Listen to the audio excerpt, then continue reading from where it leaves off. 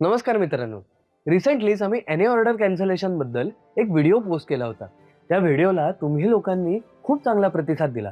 पण बऱ्याच लोकांनी आम्हाला रीच आउट करून खूप सारे प्रश्नही विचारले. जसे की 1. हा जी-आर कधीपासून लागू होणार? 2. एनएची प्रोसेस आता काय असणार? 3. आमच्या प्लॉटला किती चलन भरावे लागणार? आणि 4. मग आता कोण हे चलन भरणार आणि हे चलन कुठे भरायचे?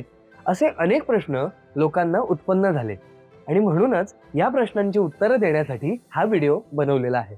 तर हा व्हिडिओ शेवटपर्यंत नक्की बघा. तुम्हाला तुमच्या प्रश्नांची उत्तरं नक्की मिळून जातील. तर सुरू करण्याआधी आमच्या चॅनलला नक्की सबस्क्राईब करा आणि बेल आयकॉनवर नक्की क्लिक करा. चला तर मग सुरू करूया तुमच्या प्रश्न उत्तरांना.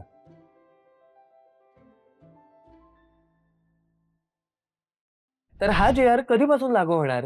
तर ही कार्यप्रणाली तातडीने लागू करण्यात आलेली आहे.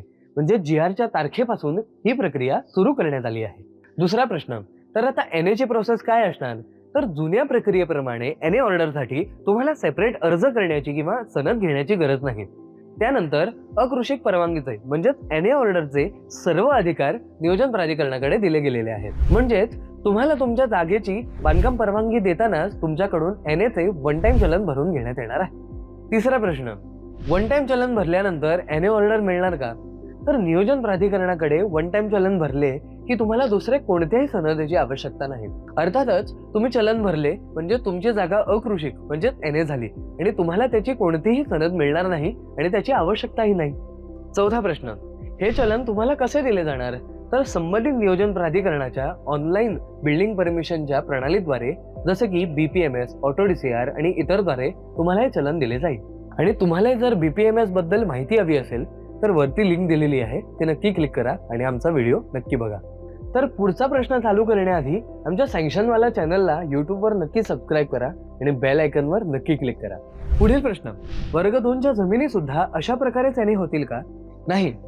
वर्ग 2 किंवा इतर शेरा असलेल्या जमिनी जर तुम्हाला एनए करायच्या असतील तर त्या पूर्वीच्या प्रोसेस प्रमाणेच नजराणा भरून आणि इतर शासकीय प्रक्रिया पूर्ण करून त्यानंतरच त्या एनए केल्या जातील. अर्थातच वर्ग 2च्या जमिनींना पूर्वीप्रमाणेच मान्यता घेणे आवश्यक आहे. त्यात कसलाही बदल केला गेलेला नाही. पुढचा प्रश्न असा आहे की पूर्वीची एनए ऑर्डर असेल तर त्याचं काय होणार? तर तुमच्या जमिनीच्या अप्रुव्हल किंवा एनए ऑर्डर मिळालेल्या वर्षाच्या रेडी रेकनर प्रमाणे तुमच्या जमिनीच्या क्षेत्रफळानुसार दिलेल्या टक्केवारीप्रमाणे तुम्हाला जो वन टाइम टॅक्स आहे तो भरावा लागेल आणि त्यानंतरच तुमची जमीन एनए आहे असे गृहीत धरले जाईल. तर या प्रोसेसमुळे सामान्य नागरिकांच्या डोक्यावरील खूप मोठा ताण हा कमी होणार आहे. आता एनए ऑर्डरसाठी कागदपत्रे जमा करण्यापासून ते सरकारी ऑफिसेसच्या चक्रा मारण्याची आता काही गरज नाही. सरकारचा हा निर्णय आता महाराष्ट्राच्या विकासाला चालना देणारा ठरणार आहे.